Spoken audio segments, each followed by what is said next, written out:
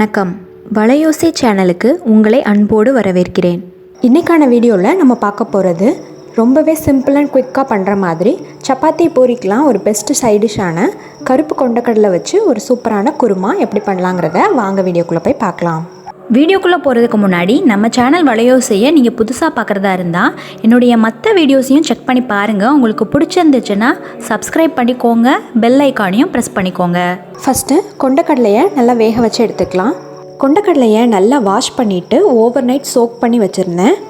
நல்லா ஊறின இந்த கொண்டக்கடலையை தண்ணியோடு சேர்த்து குக்கரில் ஆட் பண்ணியிருக்கேன். கூடவே உப்பு சேர்த்து வேக வச்சு எடுத்துக்க போகிறேன்.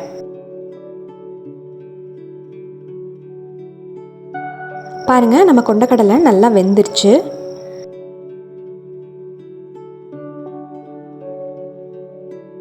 நெக்ஸ்ட்டு இந்த குருமாக்கு நம்ம ஒரு தேங்காய் பேஸ்ட் அரைச்சி ரெடி பண்ணிக்கலாம். ஒரு மிக்ஸி ஜார் எடுத்துகிட்டு இதில் அரை முறி தேங்காய் சேர்த்துக்கோங்க. சின்ன வெங்காயம் ஒரு 10-15 சின்ன வெங்காயம் நல்லா தோல் உரிச்சிட்டு சேர்த்துக்கோங்க. ஏலக்காய் 3 ஏலக்காய் சேர்த்துக்கிறேன். ஒரு பீஸ் பட்டை, 3 கிராம்பு, 1 ஸ்பூன் பெருஞ்சீரகமும் 2 ஸ்பூன் கசகசாவும் சேர்த்துக்கோங்க. ஒரு 10 பல் பூண்டு உரித்து சேர்த்துக்கோங்க. 2 ஸ்பூன் விதை கொத்தமல்லி சேர்த்துக்கோங்க.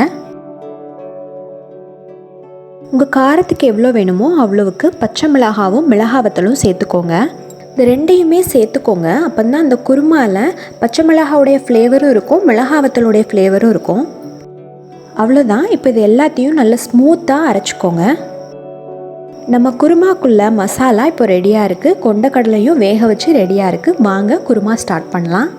நம்ம கொண்டக்கடலை வேக வச்சா அதே குக்கர்லேயே இந்த குருமா பண்ணிடலாம். குக்கரில் 2 டேபிள் ஸ்பூன் ஆயில் ஆட் பண்ணிவிட்டு ஹீட் பண்ணியிருக்கேன். ஆயில் ஹீட் ஆகிறதுக்குள்ளே நான் இங்கே வெங்காயமும் தக்காளியும் கட் பண்ணி எடுத்து வச்சுருக்கேன். இப்போ ஆயில் நல்லா ஹீட் ஆனதுக்கப்புறமா இந்த கட் பண்ணி வச்சுருக்கிற வெங்காயமும் தக்காளியும் சேர்த்து நல்லா வதக்கிக்கலாம்.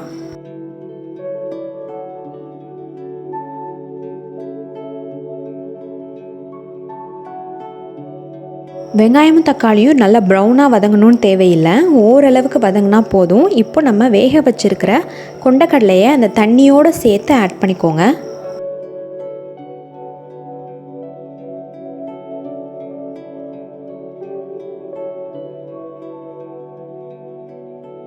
நெக்ஸ்ட்டு நம்ம அரைச்சி வச்சுருந்த மசாலாவை சேர்த்துக்கோங்க. எல்லாம் சேர்த்து நல்லா மிக்ஸ் பண்ணி விடுங்க. தேவையான அளவு தண்ணி வேணும்னாலும் சேர்த்துக்கோங்க. 1 ஸ்பூன் மஞ்சள் தூள் சேர்த்துக்கோங்க. உப்பு ஆல்ரெடி நம்ம கொண்டக்கடலை வேக வைக்கும் போதே சேர்த்துருக்கோம். இந்த ஸ்டேஜில் நீங்கள் டேஸ்ட் பண்ணி பாருங்கள். இன்னும் கொஞ்சம் உப்பு தேவைப்பட்டால் நீங்கள் ஆட் பண்ணிக்கலாம். இப்போ எல்லாம் சேர்ந்து நல்லா கொதிக்க ஆரம்பிக்குது. இந்த ஸ்டேஜில் நம்ம குக்கர் லிட் போட்டு கவர் பண்ணிடலாம்.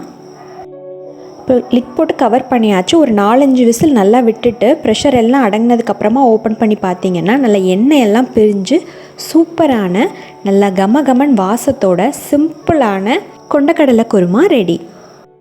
இந்த கொண்டக்கடலை குருமா சப்பாத்தி பூரி மட்டும் இல்லை, சாதத்துக்கும் ஒரு சூப்பரான சைடிஷாக இருக்கும். கண்டிப்பாக ட்ரை பண்ணி பாருங்கள். ட்ரை பண்ணி பார்த்துட்டு எப்படி இருந்ததுங்கிற உங்கள் கமெண்ட்ஸை கமெண்ட் பாக்ஸில் தெரியப்படுத்துங்க. இந்த வீடியோ உங்களுக்கு பிடிச்சிருந்துச்சுன்னா லைக் பண்ணிடுங்க, உங்கள் ஃப்ரெண்ட்ஸ் அண்ட் ஃபேமிலிக்கும் ஷேர் பண்ணிடுங்க. தொடர்ந்து நம்ம சேனல் வலையோசையில் வர வீடியோஸ் எல்லாத்தையும் நீங்கள் மிஸ் பண்ணாமல் பார்க்கணுன்னா நம்ம சேனல் வலையோசையை சப்ஸ்கிரைப் பண்ணிக்கோங்க. பக்கத்தில் இருக்க பெல் ஐக்கானை ப்ரெஸ் பண்ணி ஆல்ங்கிற ஆப்ஷனை செட் பண்ணிடுங்க. அப்போ தான் நான் போடுற வீடியோஸ் எல்லாமே உங்களுக்கு நோட்டிஃபிகேஷனில் தவறாமல் வரும். நன்றி.